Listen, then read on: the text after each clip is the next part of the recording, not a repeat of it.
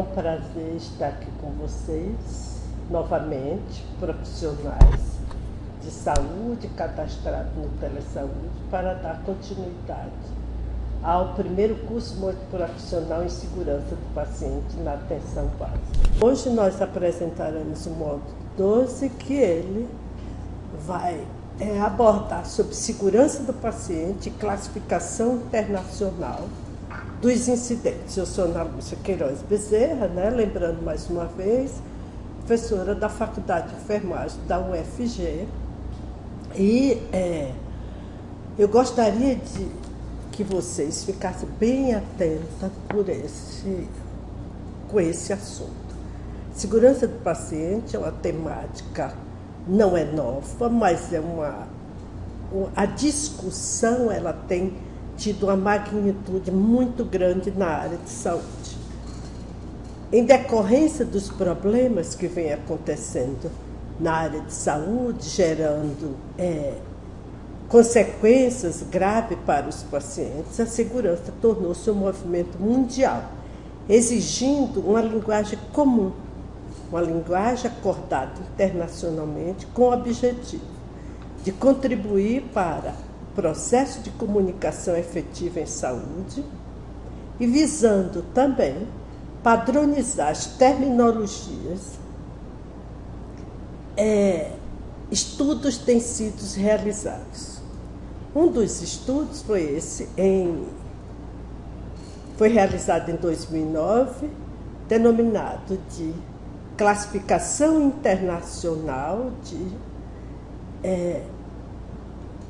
Segurança do Paciente, pela Organização Mundial de Saúde. Foram estabelecidos conceitos-chave e termos principais, especialmente relacionados aos incidentes. Então, incidentes, recordando, são eventos ou circunstâncias não esperadas, decorrentes do cuidado prestado, não associados à doença de base, que pode resultar ou resultam em dano desnecessário ao paciente. Talvez você não conheça essa classificação, porque isso é uma coisa nova.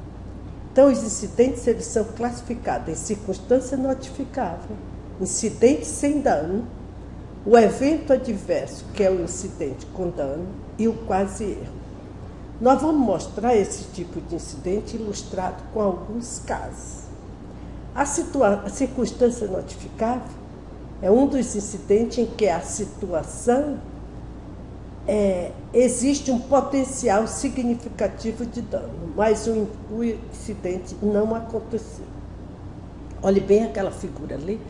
Aquela figura é em Nova York, ali no Manhattan, onde eles estavam construindo os edifícios. Então, os trabalhadores, na hora do descanso, eles ficavam ali naquela suspensão do equipamento, quer dizer, descansando e olhando a cidade de cima. Então, você vê o risco que eles estavam correndo, nada aconteceu. Fazendo analogia para a saúde. Observe aquela receita assim. Quando se faz uma receita daquele tipo, o profissional escreve daquele jeito e a farmácia não entende a letra do médico, dispensa o medicamento conforme o seu entendimento. Vocês podem ver, podem sentir o que pode acontecer com esse paciente, A circunstância notificável em uma pesquisa realizada na faculdade, por Paranaguá, na Faculdade de Enfermagem da Universidade Federal de Goiás, ela encontrou, foi 84,7% dos incidentes. Sendo que os incidentes foram classificados em procedimento, o processo clínico, medicação, ou seja, os fluidos endovenosos, equipamento médico e gerenciamento da organização. O procedimento clínico, ele foi 53,4% de incidência nessa pesquisa. Aí vem seguindo 1,2% 15,7% de falta de medicamentos não dispensados. E os demais incidentes foram significativos, mas teve um índice menor. Outras circunstâncias notificáveis são as falhas nas estruturas, especialmente nos ambientes da UBS, que em geral as UBS elas são casas assim adaptadas, né? E às vezes em alguns lugares tem ambiente com escada para acesso aos consultórios. Então, o cuidado aí deve começar com a segurança pela portaria. Pelo segurança, pelo pessoal da recepção, que deve orientar o paciente a ter atenção com essa escada, se apoiar no corrimão. O gestor também tem uma importância muito grande nisso, de promover sinalizações de escada, usar material antiderrapante no degrau e manter corrimão íntegro. O pessoal de limpeza, outra coisa que tem que ser orientada, evitar o uso de tapetes e sinalizar quando o chão estiver molhado, tudo isso para evitar os acidentes.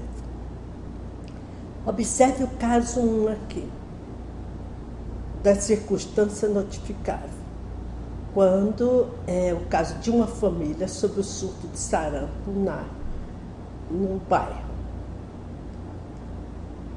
Então, preocupados, os pais levaram o filho de 15 meses para vacinar, mas não receberam a notícia que esperava. A vacina estava em falta na UBS, naquela UBS onde eles foram. E agora, eu estou dizendo o que faremos. Eles ficaram surpresos porque não tiveram nenhuma conduta sobre o que deveriam fazer. Quais são as possíveis causas dessa circunstância notificável, que é um incidente? Problema de gestão da unidade. Problema de gestão da unidade, controle de vacina, de comunicação intersetorial e conhecimento e proatividade dos profissionais. Nesses casos, o que poderia ter sido feito? Poderia ter sido providenciado, quer dizer, para que isso não acontecesse, tem que fazer previsão e provisão das vacinas, quer dizer, o controle disso, uma comunicação intersetorial, ligar para as outras unidades, para ver se tem disponibilidade disso. E a proatividade do pessoal é para ele tomar essas condutas de orientação dos familiares. Então, o técnico auxiliar de enfermagem tinha que informar, verificar a documentação do paciente e auxiliar no controle de vacina. Outras medidas, comunicar a equipe de saúde da central sobre a falta de vacina e articular ações com a unidade básica próxima para encaminhar o usuário. Um outro incidente é o incidente sem dano. O incidente que ocorre atinge o paciente, mas não é detectado. A Organização Mundial de Saúde ela estabeleceu um exemplo que é padrão para todo lugar.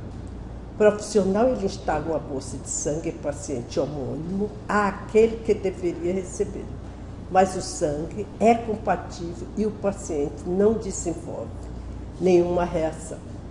Na nossa pesquisa realizada na faculdade, as falhas dos incidentes foram 82%, sendo, em relação àquela divisão que eu falei, de procedimento, processo clínico, medicação, fluidos e equipamentos médicos, procedimento clínico foram 73% dos incidentes sem dano.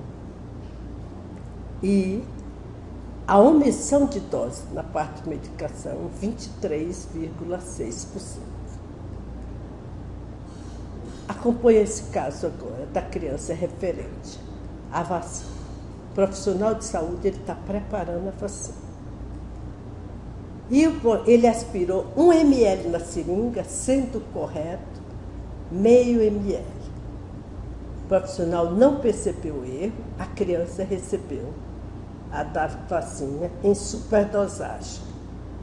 A criança ficou em observação, que depois ele observou isso que tinha dado a superdosagem, e após 2 horas foi avaliado.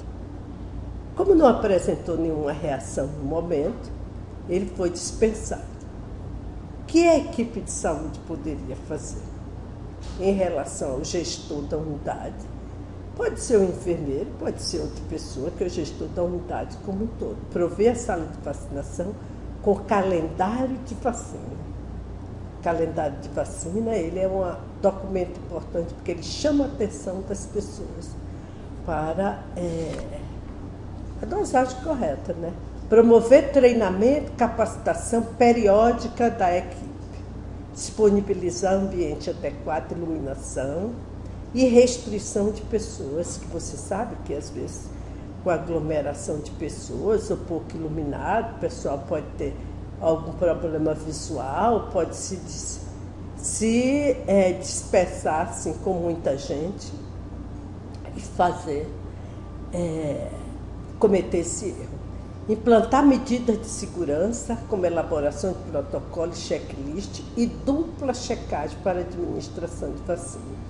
Manter um mapa diário de controle das vacinas aplicadas, controlar o estoque, validade e cadeia de frio da vacinação. O que o médico poderia fazer?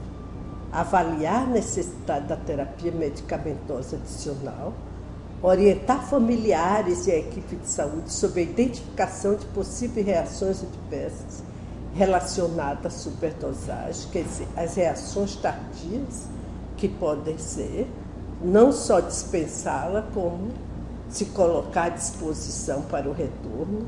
E o técnico ou auxiliar de enfermagem, né, que fica, ser treinado e capacitado para a aplicação de vacinas, realizar dupla checagem da dosagem de vacina antes de administrar, informar os pais ou responsáveis sobre possíveis efeitos adversos, procurar unidade em caso de efeitos adversos não controlados.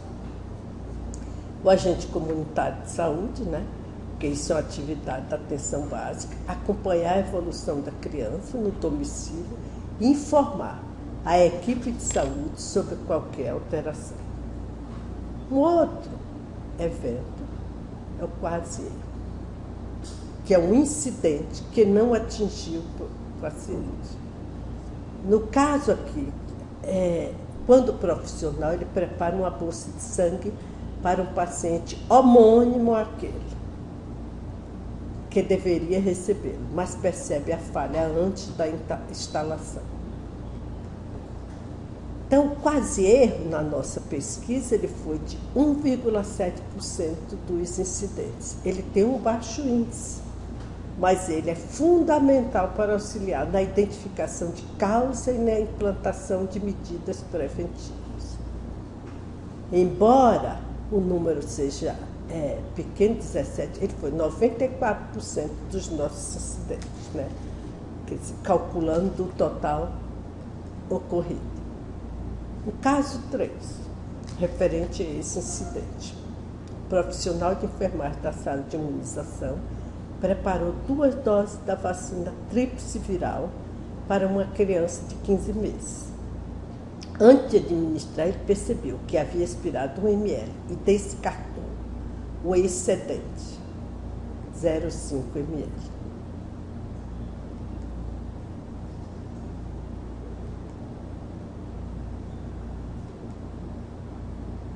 Então, logicamente, né, que bom. A vacinação não ocorreu nada, não foi detectado nada. Lógico que a mãe fica feliz. Possíveis causas do quase erro. Treinamento profissional. Isso é uma coisa importantíssima. A educação permanente, que é tão falada. Nós estamos aqui no processo de educação permanente com esse curso, né? Embalagem de múltiplas doses. Vocês, quando tem assim, múltiplas doses, a pessoa pode se confundir.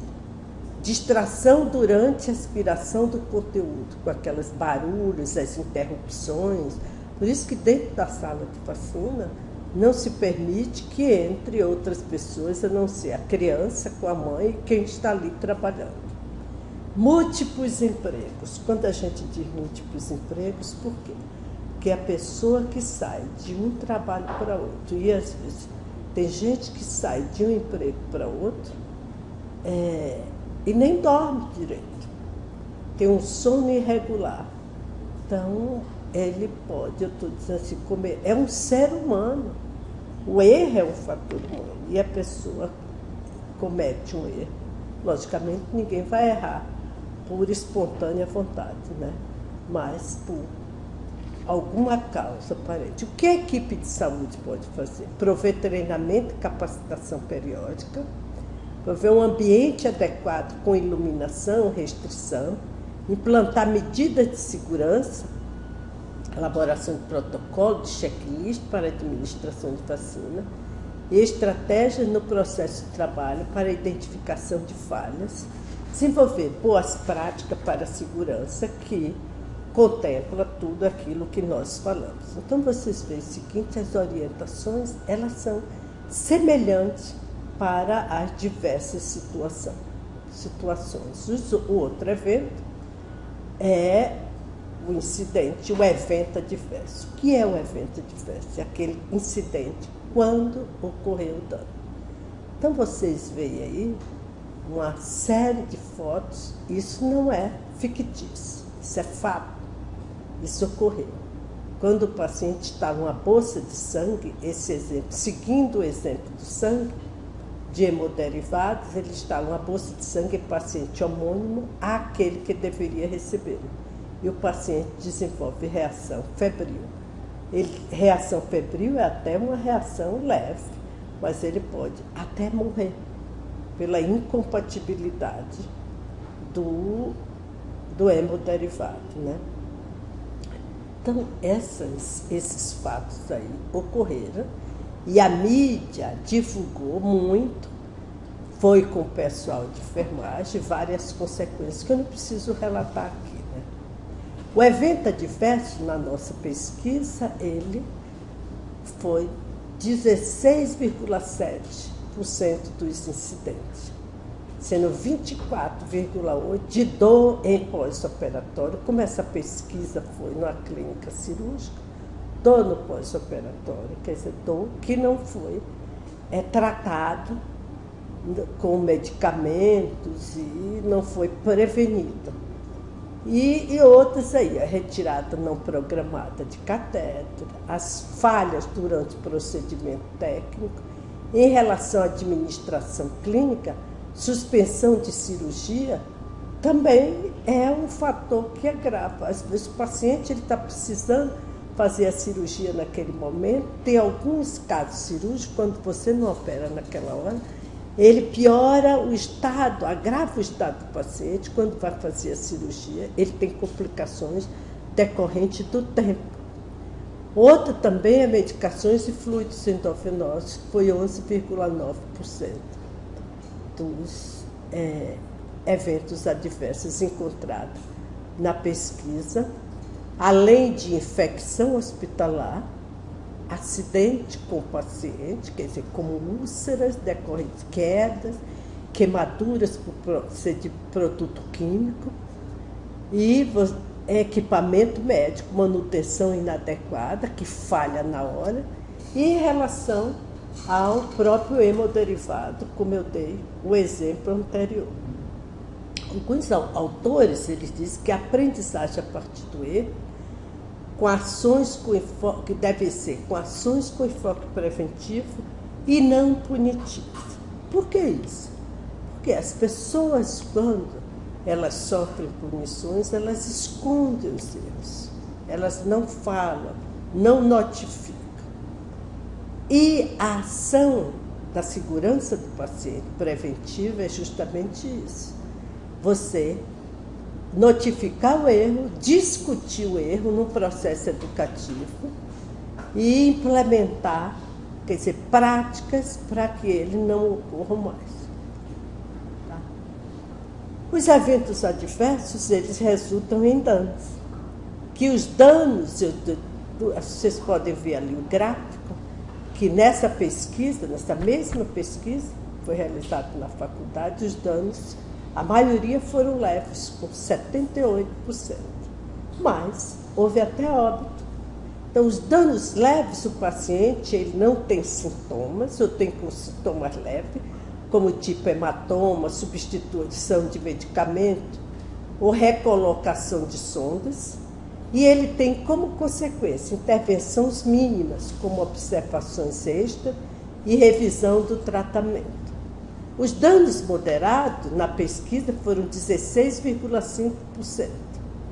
Então, como causa foram os sintomas moderados com lesões temporárias que exigiam terapia medicamentosa adicional e outras intervenções.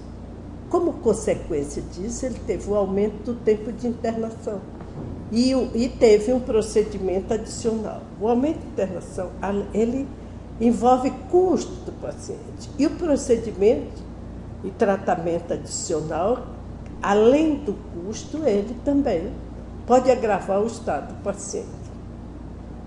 Os danos graves foram 2,3% e houve piora no quadro clínico, quer dizer, o que ele causou, lesões incapacitantes, ele pode lesão capacitante ou permanente, como consequência foi necessidade de intervenção para manutenção da vida.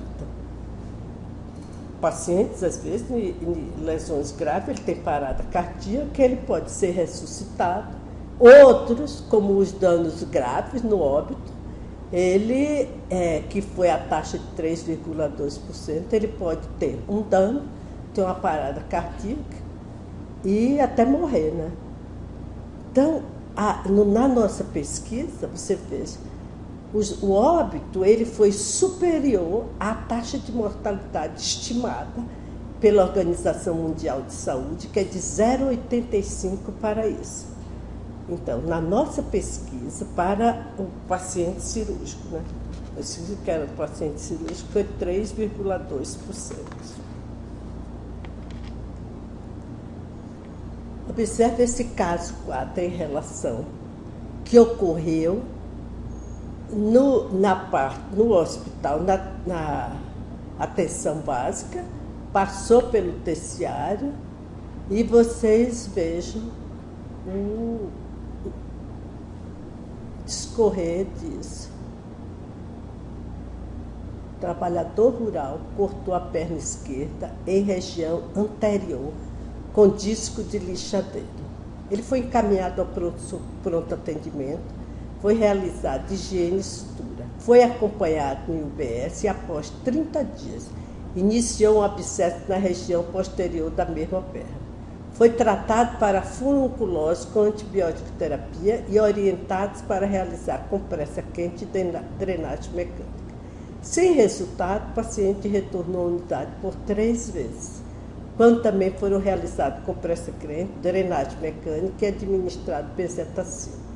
Na 4ª consulta, a conduta profissional foi mantida e o paciente se recusou a tomar benzetacil, alegando que o tratamento proposto não estava resolvendo a situação. Após diálogo do paciente, a equipe de saúde solicitou ultrassonografia de partes moles da perna, que não identificou anormalidades. Diante do resultado, foi solicitada ressonância magnética, que evidenciou presença de estilhaço. Foi realizada cirurgia de emergência e retirada estilhaço de 4 por 1 centímetro, após 53 dias da lesão.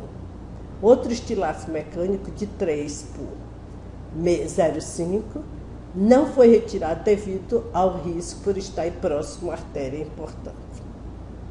Então, você veja esse caso que vocês, como eu estou falando para o pessoal da atenção básica, vocês se deparam com essas situações, com certeza, com frequência, né?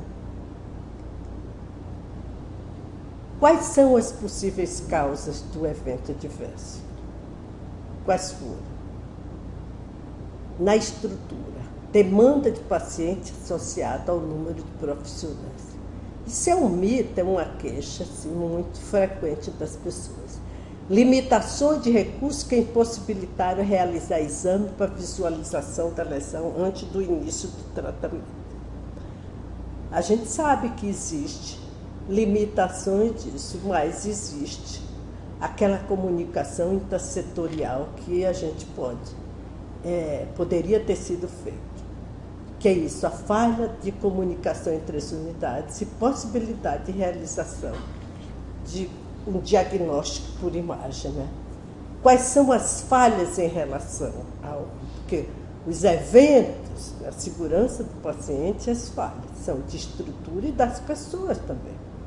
Uma investigação inadequada do problema que causou a lesão. Na verdade, aquilo da demanda das pessoas impossibilitou isso de conversar mais com a pessoa. Ouvir é a escuta tão falada na atenção primária. Em decorrência disso, quer dizer, houve um erro diagnóstico, também de competência profissional, e isso levou a um comprometimento profissional com a qualidade e a humanização da assistência. As condutas preventivas nos eventos adversos, elas são sistêmicas e humanas. Elas têm que ser semelhantes em diferentes incidentes, porque as consequências elas são diferentes. A aprendizagem, eu estou dizendo assim, repetindo o que Vincent diz, que a aprendizagem a partir dos erros e ações com enfoque preventivo e não punitivos são condutas extremamente adequadas para prevenir e evitar novas ocorrências. Eu digo assim, nós podemos também tomar medidas corretivas para minimizar as consequências do dano ao paciente, investigando falha no sistema, no processo de trabalho, planejando estratégias preventivas e a parte do treinamento, da educação permanente, né, do pessoal. Acompanha um caso de uma idosa numa unidade básica do evento adverso. Essa é uma paciente idosa, diabética, que mora com o filho, que trabalha o dia inteiro. Ela apresenta baixa acuidade visual e faz uso de insulina injetável. Verificado na consulta da unidade básica de saúde, piora do quadro clínico com glicemia de 380 e agravamento da acuidade visual. Os familiares foram orientados a supervisionar o uso da insulina. Então, como ela fica sozinha, né? E aí ela esquece de tomar insulina, come o que não deve, come doce e vai sentindo diminuição da acuidade visual. Na unidade, quando é detectada, e isso eu estou dizendo assim, e a paciente, ela foi encaminhada à consulta de enfermagem com o filho, para quê? Para reorientação dos procedimentos que elas devem utilizar para minimizar isso. Então, como classificar esse incidente dela? Analisando esse caso, é isso que eu dizia, se o incidente que ocorreu alcançou o paciente, resultou em dano, qual o dano? O incidente atingiu o paciente e resultou em dano mensurável. Qual foi o dano? Hiperglicemia, com agravamento da acuidade visual. Ele foi o quê? Multifatorial ou só tinha um fator? Não, tinha muitos fatores. Ela não tomava a insulina correta e ainda também não tinha uma alimentação adequada para o estado dela. O que contribuiu também para isso? Os próprios fatores endógenos do paciente. A comunicação ineficaz entre profissional, familiar e paciente. Saber o que é que o filho dela, com quem ela fica, com quem ela faz, se ela mesmo se aplica, pedir à paciente, avaliar o entendimento dela na unidade, na oportunidade, na unidade, pedir que ela se auto-aplique ali na vista das pessoas, veja a dosagem, fazer uma marcação na seringa dela, para que ela não erre, né? Estratégia dos pacientes, fazer os registros das orientações realizadas e acompanhamento do paciente, fundamentalmente com a visita domiciliar, né? Então, esse é um trabalho em equipe, que envolve toda a equipe de saúde, médico, enfermeiro, os técnicos de enfermagem e o agente comunitário de saúde. Por isso que o caso, ninguém é culpado do caso. É um conjunto de coisas que acontecem que envolve todos os profissionais. Então, isso tem que ser discutido não só entre os enfermeiros e médicos, fundamentalmente pelas pessoas que operacionalizam o cuidado, tanto na unidade como no domicílio. Que essas pessoas é que precisam ficar bem orientadas para orientar, assim, o paciente, né? Mas quais as medidas seriam devem ser adotadas para a prevenção do evento adverso? Estude fatores causais e planejamento de estratégias preventivas. Então, os fatores causais e estratégias preventivas que eu falei anteriormente. Agora nós vamos apresentar um fluxograma de classificação dos incidentes só para vocês, quer dizer, ter uma visualização. Porque o fluxograma, ela é uma ferramenta que ela, por si só, ela já mostra a amplitude do evento que está falando, né? Então, no caso ali da classificação do incidente, no início o incidente ele atingiu, quando ele atinge o paciente, acontece um evento, ele atinge ou não atinge. Quando ele atinge o paciente, logicamente, se houve dano, a gente tem que ver isso. Se houve dano, ele é um evento adverso. Então, nós temos que tomar condutas corretivas para minimizar as consequências. Se não houve dano, ele pode ser um incidente sem dano, um quase erro ou uma circunstância notificada, né? Então, um quase erro é quando ele estava prestes a acontecer, mas ele não aconteceu. Nós temos que fazer isso, registrar o incidente, o dia, horários, possíveis fatores causais e as consequências também. Em todos os eventos. A circunstância notificada e a situação, ela existe, um potencial significativo para atingir o paciente, causa dano, mas não causou dano. Todos esses eventos, eles têm que tomar medidas corretivas no evento adverso para minimizar, mas tem que registrar o incidente, de horário, possíveis fatores causais e consequências, estudar fatores causais, tratar e traçar estratégias preventivas. Então, essas são as condutas que devem ser adequadas por isso. Isso tem que ser visto no processo educativo para os profissionais de saúde. Concluindo, a capacitação dos profissionais para identificar e classificar os tipos de incidente é importantíssimo para a prevenção dos incidentes. A adoção de consultas não punitivas que influenciará em melhor notificação e registro dos incidentes é primordial. Ações sistemáticas para avaliação dos incidentes ocorridos na atenção básica é outro fator, assim, considerável, de alta relevância para minimizar os fatores que preveniam as ocorrências.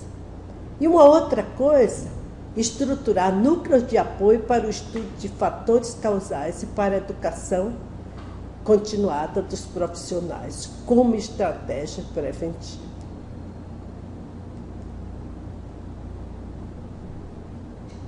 No próximo módulo, nós vamos falar sobre as iniciativas na área de segurança do paciente para a prevenção de incidentes.